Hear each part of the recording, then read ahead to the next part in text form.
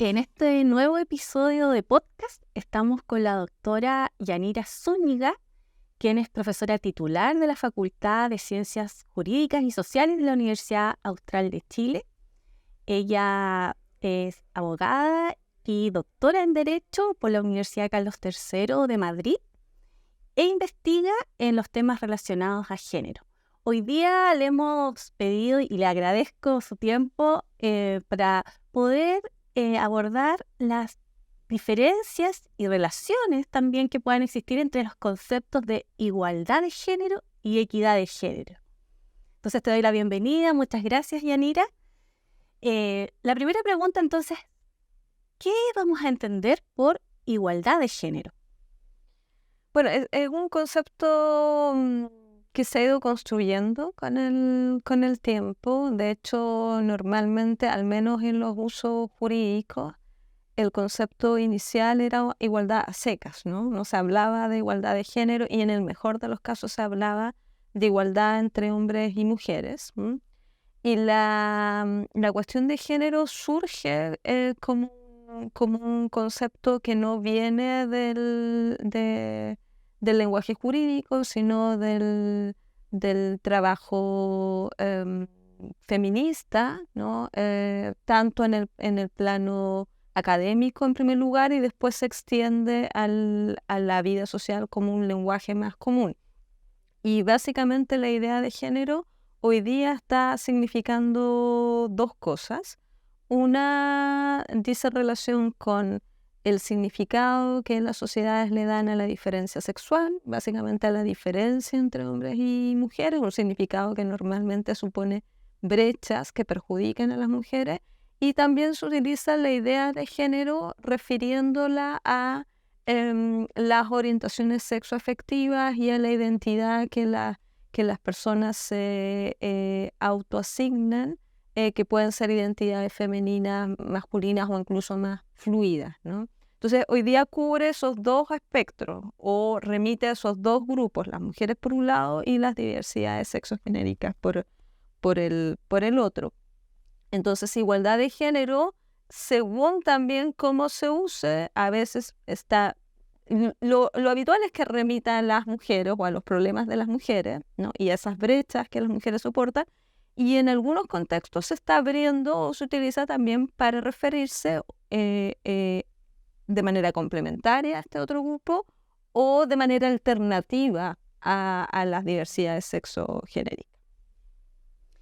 Y en ese sentido, ¿qué entenderíamos entonces por equidad de género?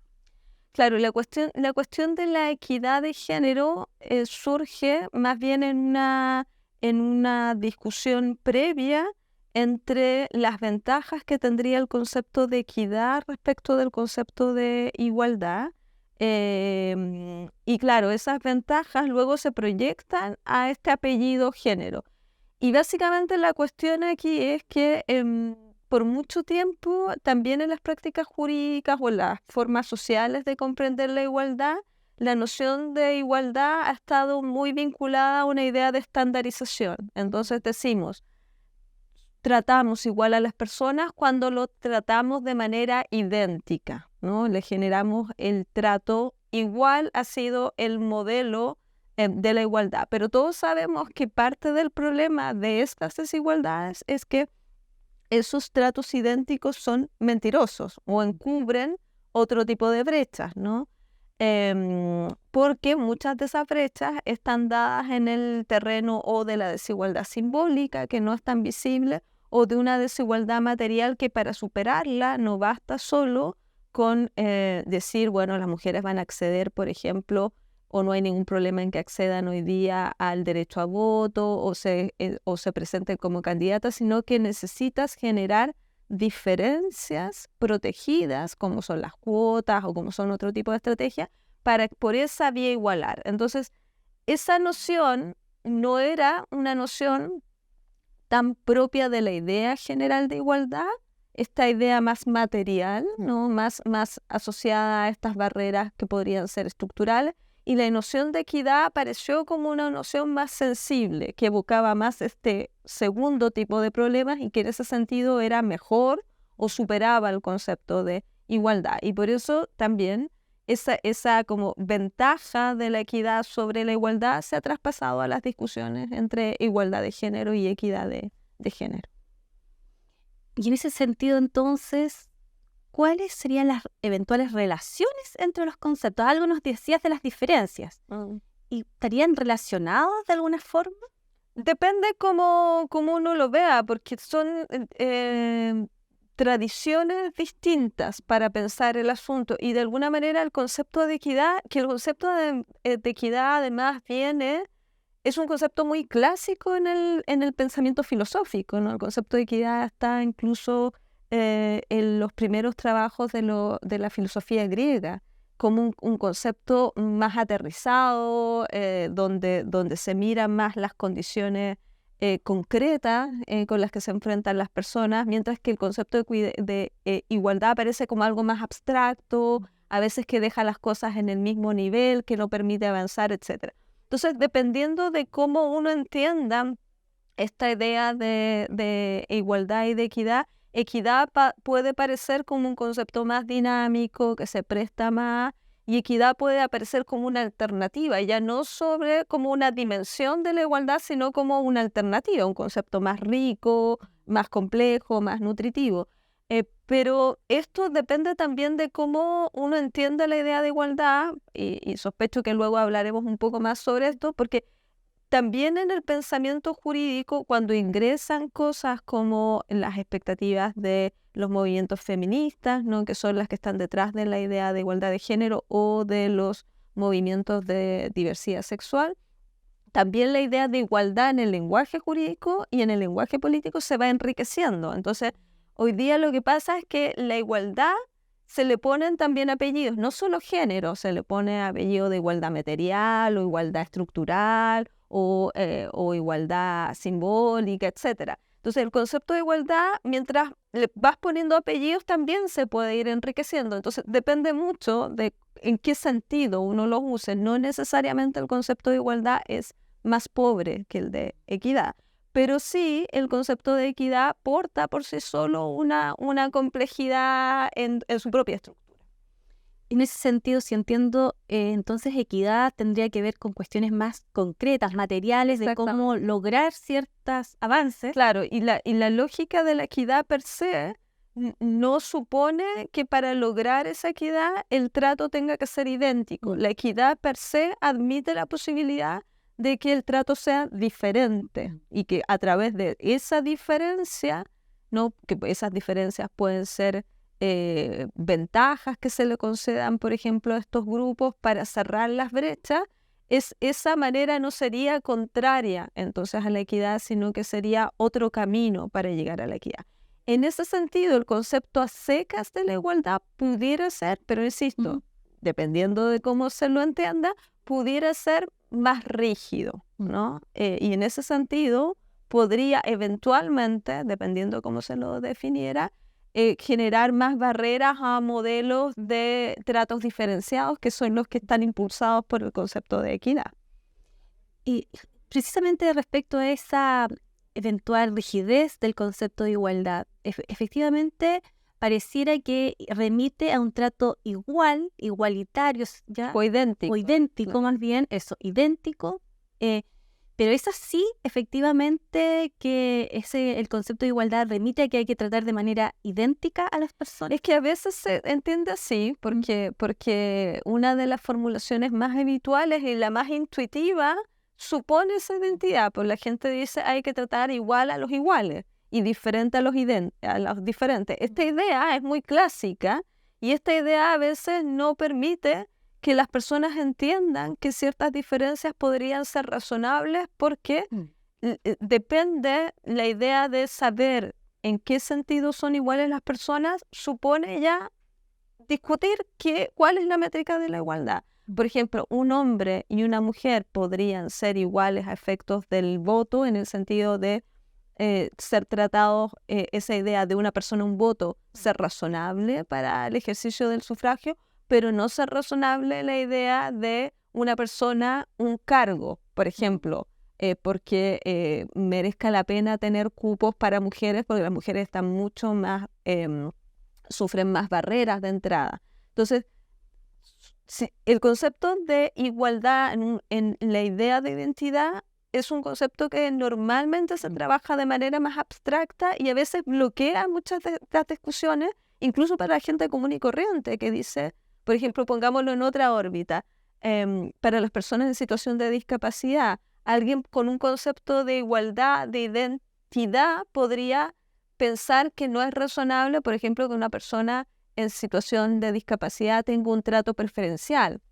para entrar a un banco, para entrar, o que le pongan una rampa especial, porque diría, bueno, si quiere ser tratada igual, entonces que haga lo mismo, o que, digamos, tenga la misma forma de acceso al lugar, o el mismo trato en una prueba, ¿no? Yo siempre esto le pregunto a mis estudiantes, ¿qué sería lo razonable en una persona que es ciega, que le haga la misma prueba en el sentido del mismo instrumento, o que le construya otro instrumento?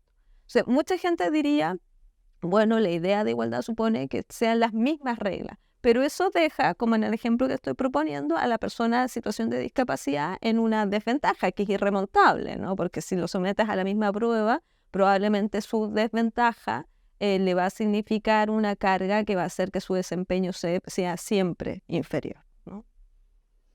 ¿Y por qué Beijing propone más bien la utilización del concepto de igualdad que el de equidad frente justamente a lo que tú estás comentándonos? Porque lo que ocurre es que cuando en organizaciones internacionales y en instrumentos que establecen parámetros normativos, obligaciones para los estados, como es el caso de la conferencia de Beijing, que es una conferencia que se creó al amparo de la Organización de Naciones Unidas y fija una serie de obligaciones para los estados en materia de derechos de las mujeres, en el plano de esas obligaciones, como son obligaciones jurídicas, el lenguaje más relevante es el lenguaje jurídico. Y el lenguaje jurídico ha tenido mayor desarrollo alrededor de la idea de igualdad que de la idea de equidad. Entonces, el riesgo, y no solo Beijing, sino también, por ejemplo, el Comité CEDAW, que es el órgano de control, el que está llamado a supervisar el cumplimiento de la Convención para la Eliminación de todas las formas de discriminación contra la mujer, también ha hecho la misma recomendación. Oiga, trate de utilizar mejor igualdad. ¿Por qué razón? Porque luego, si tú utilizaras la idea de equidad, algunas de tus normas constitucionales que hablan de igualdad no podrían, se entendería que es una cosa distinta.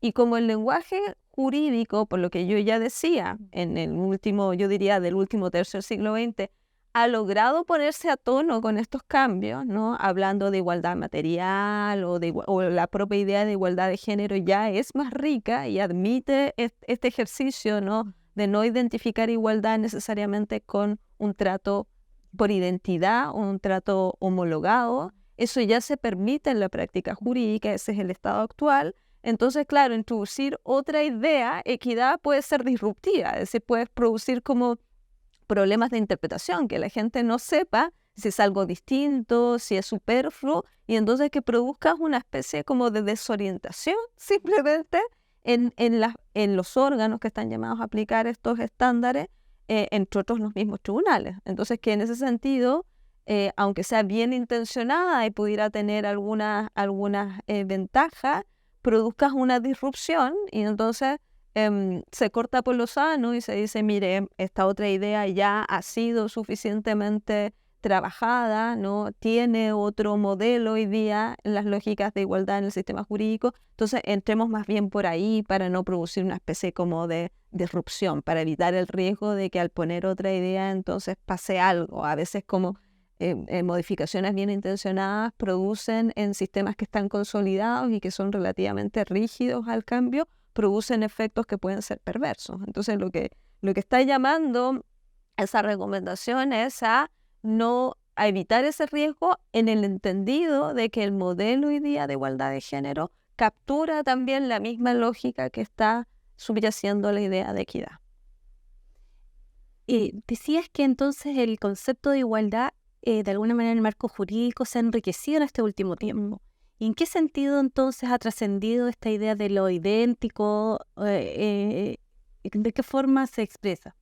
Bueno, se expresa en cómo han ido, por ejemplo, ganando terreno estos mismos dispositivos. Las acciones positivas, por definición, que son herramientas que se utilizan muchísimo en la práctica jurídica hoy día en materia de igualdad, son instrumentos que están inspirados en esta idea de equidad y hoy día son aceptados, es decir, los tribunales entienden que esos instrumentos son compatibles con las cláusulas de igualdad, aunque no se haya cambiado la terminología. ¿Cuáles? Por ejemplo, las cuotas que veníamos conversando, ¿no? Las cuotas que son reservas de puestos en listas electorales, en órganos determinados, son tratos diferenciados porque lo que hacen es generar, entre comillas, una ventaja, pero una ventaja que no es espuria porque compensa la desventaja que se tiene en otros niveles. Entonces busca cerrar esa brecha.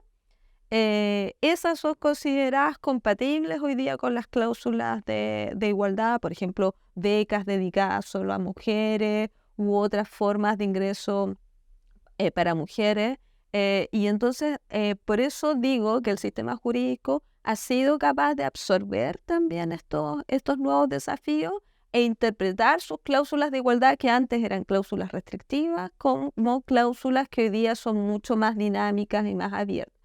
Otras ideas, por ejemplo, lógicas como las prohibiciones de discriminación que están vinculadas con las cláusulas de igualdad. Hoy día esas prohibiciones son no solo a las discriminaciones odiosas directas, al caso, por ejemplo, de las personas que son sexistas y por eso no contratan a las mujeres, sino a discriminaciones que hoy día se llaman indirectas, que pueden ser casos en que las mujeres quedan con reglas neutras, es decir, con reglas que se supone que no las discriminan, igual en una peor posición. Por ejemplo, alguien le podría formular en una entrevista de empleo a dos personas la misma pregunta, que sería una regla homologada, por ejemplo, ¿tiene usted familia? ¿No?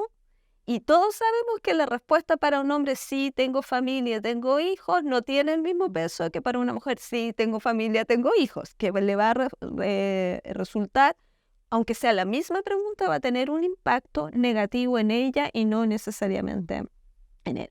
Todos esos mecanismos hoy día tienen instrumentos en el derecho bajo esta idea de las cláusulas de igualdad que permiten entonces avanzar, hacer, como dices tú, práctica esta idea que está detrás o subyaciendo a esta noción de equidad, ¿no? En ese sentido, el derecho creo que da buena muestra de haberse ayornado, ¿no? De haber incorporado otras lógicas y haber desarrollado otros instrumentos con las mismas ideas, ¿no?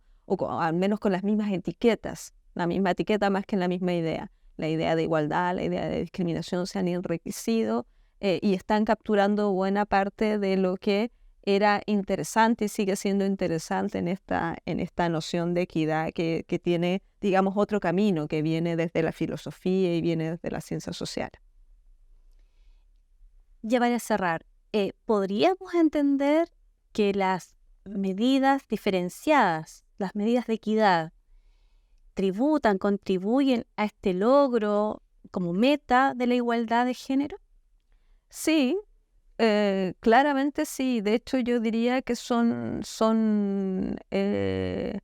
uno de los pilares. Es decir, en muchos casos, como venía comentando, en muchos casos, la idea de cerrar estas brechas de género, esta desigualdad, porque lo que intentamos cerrar no son las diferencias, son las desigualdades, que es esta simetría de poder y de justicia, ¿no?